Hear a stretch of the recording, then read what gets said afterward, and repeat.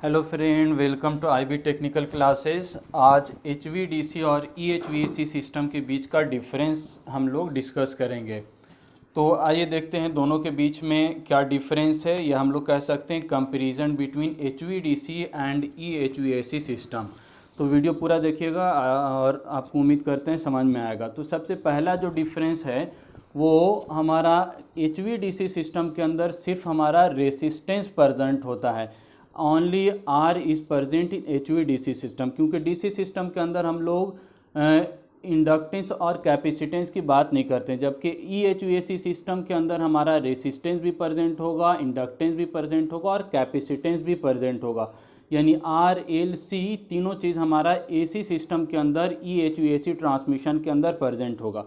अब उसकी वजह से इफेक्ट क्या होगा ट्रांसमिशन के अंदर, हमारा लॉसेस इसके अंदर यानी डीसी सिस्टम के अंदर हमारा लॉसेस कम होगा, क्योंकि इसके अंदर सिर्फ हमारा क्या है, रेसिस्टेंस प्रेजेंट है, जबकि यहाँ पर एसी सिस्टम के अंदर हमारा इंडक्टेंस भी प्रेजेंट है, कैपेसिटेंस भी प्रेजेंट है, जिसकी वजह से एक्सेल और एक्सी प्रेजेंट होगा।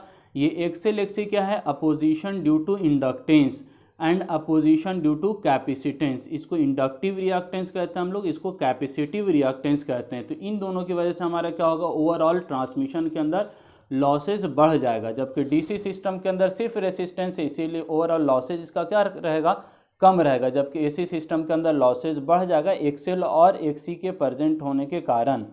अब चूंकि इसके अंदर एचवीडीसी सिस्टम के अंदर हमारा सिर्फ रेसिस्टेंस प्रेजेंट है, इसीलिए जो हमारा drop voltage drop IR drop होगा वो कम होगा, जबकि यहाँ पर अगर देखें तो ड्रॉप क्या होगा, वोल्टेज ड्रॉप ज़्यादा होगा। क्यों? क्योंकि यहाँ पर हमारा वोल्टेज ड्रॉप आईआर की वजह से भी होगा और हमारा आई एक्सएल की वजह से भी होगा और आई एक्ससी की वजह से भी होगा। या आप बोल सकते हैं वोल्टेज ड्रॉप होगा हमारा करंट और इम्पिडेंस दोनों की वजह से, आई जेड हमारा ड्रॉप होगा। तो ओवरऑल जो ड्रॉप होगा एसी सिस्टम के अंदर वो अधिक हो जाएगा, ज़्यादा हो जाएगा, जबकि डीसी सिस्टम के अंदर ड्रॉप कम होगा, क्योंकि सिर्फ यहाँ पर रेसिस्टेंस प्रेजेंट है। तो ये हमारा तीसरा एडवांटेज हमको हमारा है DC system HVDC system transmission के अंदर।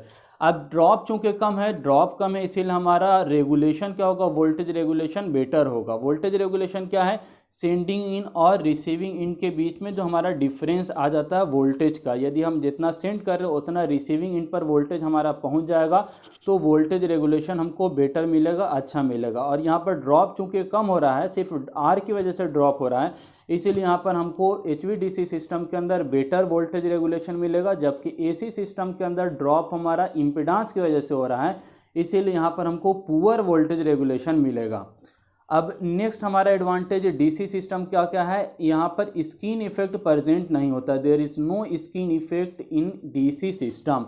ये स्किन इफेक्ट क्या है थोड़ा सा समझ लेते हैं हम लोग। स्किन इफेक्ट कहते हैं यदि कोई कंडक्टर, इसको हमने इरेज कर दिया और देख ली, यदि हमारा कोई कंडक्टर है, इस कंडक्टर के यदि चारों तरफ सरफेस में हमारा करंट फ्लो हो और बीच का या सेंटर पार्ट हमारा यूटिलाइज नहीं हो, यानी सेंटर पार्ट से हमारा करंट फ्लो नहीं हो रहा है या नेग्लिजिबल हो रहा है, तो ऐसे इफेक्ट को ही हम स्किन इफेक्ट कहते हैं। और इसकी वजह से हमारा जो कंडक्टर का क्रॉस सेक्शनल एरिया है वो प्रॉपरली यूटिलाइज नहीं हो पाता है। तो ऐसा हम लोग को जो प्रॉब्लम क्रिएट होता है वो हमारा एसी सिस्टम के अंदर होता है। तो स्किन इफेक्ट हमारा एसी सिस्टम के अंदर प्रेजेंट होता है, जो एक प्रकार का हमारा डिसएडवांटेज है, जबकि हमारा डीसी सिस्टम के अंदर स्किन इफेक्ट प्रेजेंट नहीं होता है। इसका जो कंडक्टर है वो पूरी तरह से यूटिलाइज होता है, यानी पूरे कंडक्टर से हमारा करंट फ्लो होगा।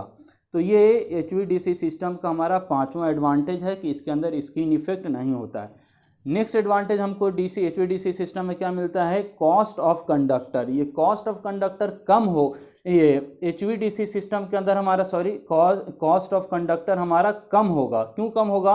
क्योंकि हमारा डीसी सिस्टम के अंदर हमको मालूम है कि हम जनरली दो ही वायर यूज़ करते हैं, एक पॉजिटिव वायर होता है, दूसरा निगेटिव वायर होता है। जबकि अगर हम एसी सिस्टम की बात करें और ईएचवीएसी यानी ट्रांसमिशन का, तो उसके अंदर हम लोग 3 वायर यूज़ करते हैं और ये 3 फेज होता है आर वाई बी। तो ऑब्वियसली हमारा जब 3 वायर हम यूज़ कर रहे हैं तो इसका कॉस्ट भी क्या होगा, अधिक होगा, ज़्यादा होगा। तो कॉस्ट ऑफ कंडक्टर हमारा डीसी के अंदर कम होता है, जबकि कॉस्ट ऑफ कंडक्टर हमारा एसी सिस्टम के अंदर ज़्यादा होता है, क्योंकि यहाँ पर 3 वायर हम लोग यूज़ करते हैं, जबकि डीसी ट्रांसमिशन के अंदर 2 वायर का उपयोग किया जाता है।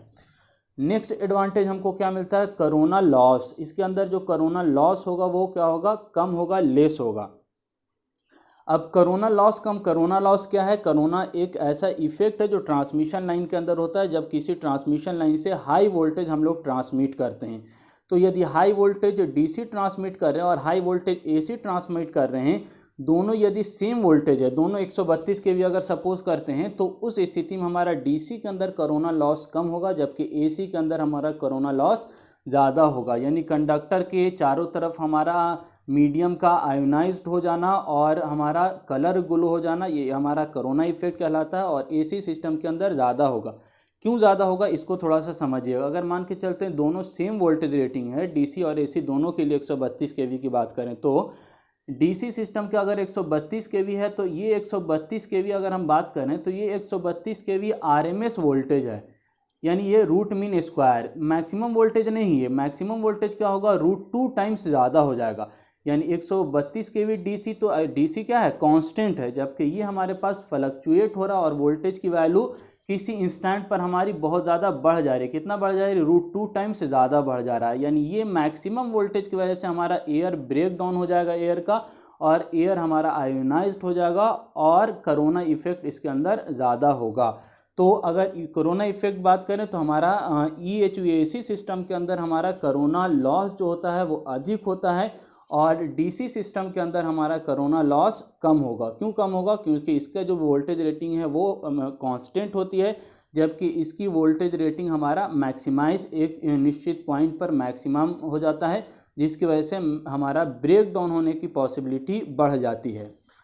नेक्स्ट हमारा ये 2-3 पॉइंट हमारा सब मिला जुला है, यानी ये हमारा मैक्सिमम वोल्टेज पर डिपेंड करता है। तो कॉस्ट ऑफ इंसुलेशन HVDC में कम होगा और EHVAC में कॉस्ट ऑफ इंसुलेशन अधिक होगा, ज़्यादा होगा। क्यों होगा, फिर से वही बात, यानी हमारा HVDC सिस्टम के अंदर जो हमारा इंसुलेटिंग कोई मटेरियल है, ये मान के चलते हैं कोई इंसुलेटिंग पोर्सिलिन डिस्क है, तो इस पोर्सिलिन डिस्क पर अगर 132 kV है, तो ये 132 kV तो हमारा RMS वोल्टेज है, 132 kV RMS वोल्टेज। लेकिन इस पर जो स्ट्रेस पड़ेगा वो किस वजह से पड़ेगा, मैक्सिमम वोल्टेज की वजह से पड़ेगा। यानी √2 टाइम्स से ज़्यादा वोल्टेज यहाँ पर अपेयर होगा, जिसकी वजह से ये इंसुलेटर के फेलवर होने की पॉसिबिलिटी बढ़ जाएगी।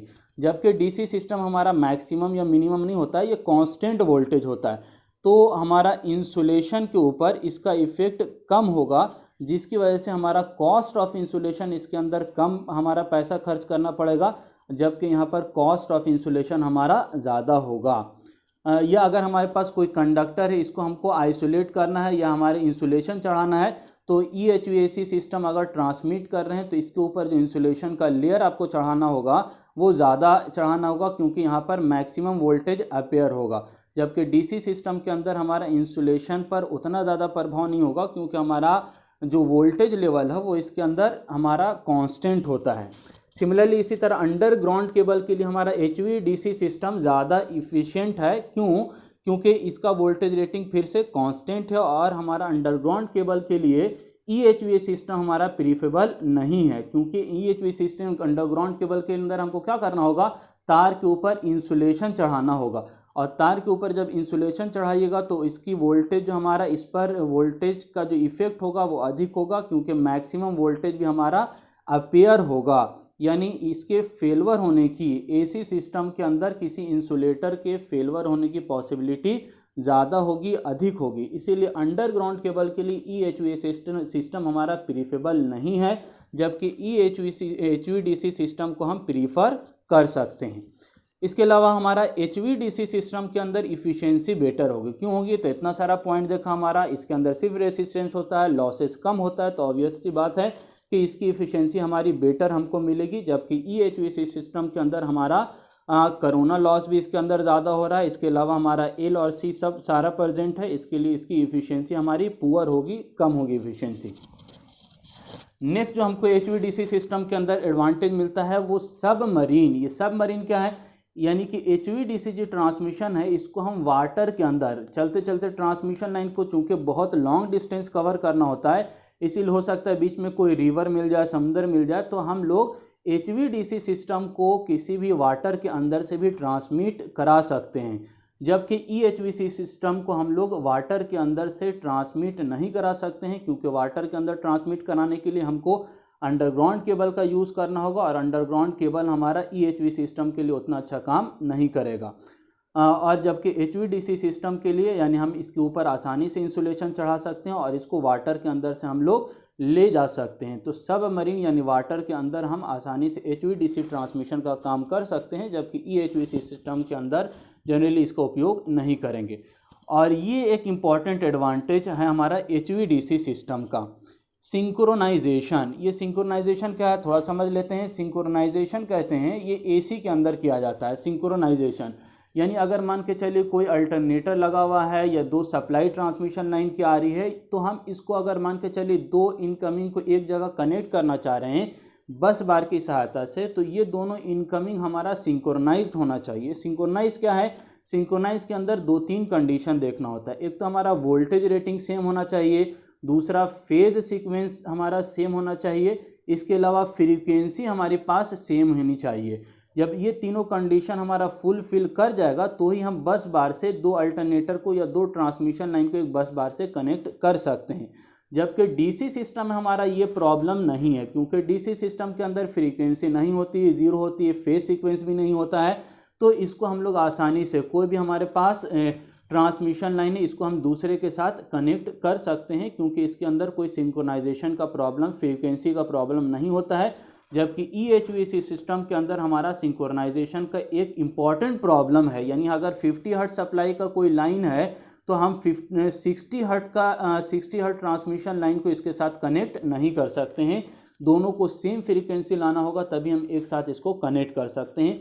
तो ये एक इसका बड़ा डिसएडवांटेज, जबकि हमारा इसका HVDC सिस्टम का ये एडवांटेज है कि हमारा इसके अंदर कोई सिंक्रोनाइजेशन का प्रॉब्लम नहीं होता है। तो ये तो कुल मिलाकर हमारा एडवांटेज की बात हो गई। HVDC सिस्टम के अंदर बहुत सारा एडवांटेज होता है, लेकिन अगर बात करें तो इतना सारा एडवांटेज होने के बाद भी हम HVDC सिस्टम को प्रीफर नहीं करते हैं। तो इसके लिए हमारा अब आगे जो बात करते हैं HVDC सिस्टम के साथ क्या दिक्कत है, क्या प्रॉब्लम है, क्या डिसएडवांटेज है, हम इसकी बात अब यहाँ पर से करने जा रहे हैं। तो जितना भी एडवांटेज की बात किया उन सब पर HVDC सिस्टम का एक ही डिसएडवांटेज बहुत भारी पड़ जाएगा। वो क्या है कि हम HVDC सिस्टम को यानी कोई भी DC सिस्टम हो इसको हम स्टेप अप या स्टेप डाउन नहीं कर सकते हैं। यानी DC सिस्टम को ट्रांसफार्मर के अंदर यूज़ नहीं किया जाता है, जिसके कारण हम DC सिस्टम को स्टेप अप या स्टेप डाउन नहीं कर सकते हैं। जबकि EHVC सिस्टम को हम बहुत आसानी के साथ स्टेप अप या स्टेप डाउन कर सकते हैं। तो ये हमारा HVDC सिस्टम के साथ बहुत बड़ा दिक्कत है, जबकि ये EHVC सिस्टम का बहुत बड़ा एडवांटेज है कि इसको हम बहुत आसानी से स्टेप अप या स्टेप डाउन कर सकते हैं। दूसरा डिसएडवांटेज HVDC सिस्टम के साथ क्या है कि HVDC system depends on AC system, यानी HVDC सिस्टम जो हाई वोल्टेज DC ट्रांसमिशन करेंगे ये AC सिस्टम पर डिपेंडेंट है, ये अकेला सारा काम नहीं करेगा। और इसका हमने अलग से वीडियो भी बनाया है, अगर आप नहीं देखें तो उस वीडियो को देख लीजिए। HVDC सिस्टम जहां पर दिखाया गया है कि HVDC जो हमारा ट्रांसमिशन हो रहा है उससे पहले हम लोग कन्वर्टर लगाए हुए हैं, कन्वर्टर के बाद हम लोग जो जनरेशन का काम कर रहे हैं वो AC पर कर रहे हैं, और बाद में लोड साइड भी फिर हम AC का यूज़ कर रहे हैं। तो HVDC सिस्टम हमारा ये AC सिस्टम पर डिपेंड करता है, जबकि EHVC सिस्टम का ये बहुत बड़ा एडवांटेज है कि ये किसी पर डिपेंड नहीं करता है, ये इंडिपेंडेंट होता है। इसको हम लोग AC में हम लोग जनरेशन भी AC में करते हैं, ट्रांसमिशन भी हमारा AC में होता है, और यूटिलाइजेशन या हमारा लोड साइड भी हम लोग AC का ही उपयोग करते हैं। तो EHV system not depend on HVDC, HVDC system पर डिपेंड नहीं करता है। नेक्स्ट हमारा HVDC सिस्टम के साथ दिक्कत क्या है, लिमिटेशन ऑफ कन्वर्टर। यानी आप देखा होगा HVDC सिस्टम के अंदर कि हम लोग कन्वर्टर का यूज़ कर रहे हैं तो 500 kV पर जाकर हम रुक जाते हैं। अब उससे ज़्यादा अगर हमको 1000 kV ट्रांसमिट करना है या 765 kV ट्रांसमिशन करना है तो हम HVDC की सहायता से नहीं कर सकते हैं, क्योंकि यहाँ पर जो कन्वर्टर यूज़ हो रहा है यानी इन्वर्टर या रेक्टिफायर, इसका कुछ अपना लिमिटेशन होता है, ये इतना हाई वोल्टेज को कन्वर्ट करने में सक्षम नहीं होता है। जबकि HVDC सिस्टम में ये कन्वर्टर का कोई प्रॉब्लम नहीं है, कन्वर्टर यूज़ ही नहीं होता है। तो यहाँ पर हम लोग जितना हमारे पास आवश्यकता है, चाहे हमारा 765 kV हो या हमारा कुछ एडवांस कंट्री में 1000 kV या उससे अधिक वोल्टेज पर भी हम ट्रांसमिशन का काम करते हैं, क्योंकि यहाँ पर कोई हमको कन्वर्टर की आवश्यकता नहीं होती है। नेक्स्ट एक हमारा बड़ा डिसएडवांटेज है HVDC के सिस्टम के साथ, स्ट्रेस ऑन SGP। इसको समझिएगा थोड़ा, यानी स्विच गियर हमारा जो इक्विपमेंट है, स्विच गियर प्रोटेक्टिव इक्विपमेंट जो लगा हुआ है, इसमें HVDC सिस्टम के अंदर स्ट्रेस ज़्यादा होता है। यहाँ पर हम डायग्राम उसका थोड़ा सा बना रहे हैं, ग्राफ। HVDC सिस्टम के अंदर हमारा स्ट्रेस ज़्यादा होता है। स्ट्रेस कहने का मतलब, यदि हम लोग HVDC सिस्टम का ग्राफ देखें DC सिस्टम का, तो अगर हमारा जो भी ट्रांसमिशन वोल्टेज है 400 kV है या तो ये हमारा कांस्टेंट है, या करंट अगर फ्लो कर रहा है 100 एम्पियर, तो ये 100 एम्पियर कांस्टेंट फ्लो कर रहा है, इसमें कोई 0 पॉइंट नहीं आ रहा। तो इस 100 एम्पियर को इंटरप्ट करना, रोकना सर्किट ब्रेकर के लिए बहुत ज़्यादा दिक्कत का काम होता है। जबकि अगर AC सिस्टम की बात करें तो AC सिस्टम चाहे जितना भी करंट की वैल्यू 100 एम्पियर हो या 1000 एम्पियर हो, इसके अंदर हमारे पास एक नेचुरल 0 पॉइंट बोलते हैं, नेचुरल 0 पॉइंट, यानी हर सेकंड के अंदर इसको 0 पॉइंट मिलता है। अगर 50 हर्ट्ज सप्लाई, अगर 50 हर्ट्ज हमारे पास सिस्टम का बात करें तो 50 हर्ट्ज सिस्टम में हमारा 1 सेकंड के अंदर हमको कम से कम 100 मरतबा क्या मिल रहा है, 0 पॉइंट मिल रहा है, जहां पर हम आसानी से इस हाई करंट को इंटरप्ट कर सकते हैं, रोक सकते हैं और इसको इंटरप्ट किया जा सकता है। तो ये एक बहुत बड़ा हमारा एडवांटेज मिलता है EHVAC सिस्टम के अंदर, कि हम लोग स्विच गियर जो प्रोटेक्टिंग डिवाइस है उस पर स्ट्रेस कम मिलता है। यदि सर्किट ब्रेकर लगा हुआ है और सिस्टम के अंदर कोई फॉल्ट हो जाता है, करंट की वैल्यू हाई हो जाती है, तो सर्किट ब्रेकर उस हाई करंट को बहुत आसानी से रोक लेगा, क्योंकि इसको हर सेकंड के अंदर बहुत बार 0 वाला पॉइंट मिलता है, नेचुरल 0 पॉइंट मिलता है। तो EHVAC सिस्टम पर हमारा स्विच गियर इक्विपमेंट बहुत आसानी से काम करता है। तो कुल मिलाकर अगर कंक्लूज़न की बात करें तो कंक्लूज़न में ये कहा जाएगा कि HVDC सिस्टम को हम लोग प्रीफर नहीं कर रहे हैं, और जबकि EHV सिस्टम को हमारा यूनिवर्सली अडॉप्ट किया जा रहा है। सब जगह पर हमारा EHV सिस्टम को ही हम प्रीफर करते हैं ट्रांसमिशन के लिए। पिछले दिनों में यानी कुछ पहले के सालों में HVDC सिस्टम का यूज़ होता था, लेकिन nowadays we have to prefer only EHVAC system for transmission. तो आई होप ये वीडियो आपको समझ में आया होगा, और ये अगर आप लोग इस चैनल को अभी तक सब्सक्राइब नहीं किए हैं तो सब्सक्राइब कर लीजिए, अपने फ्रेंड को शेयर कीजिए, लाइक कीजिए। Thank you.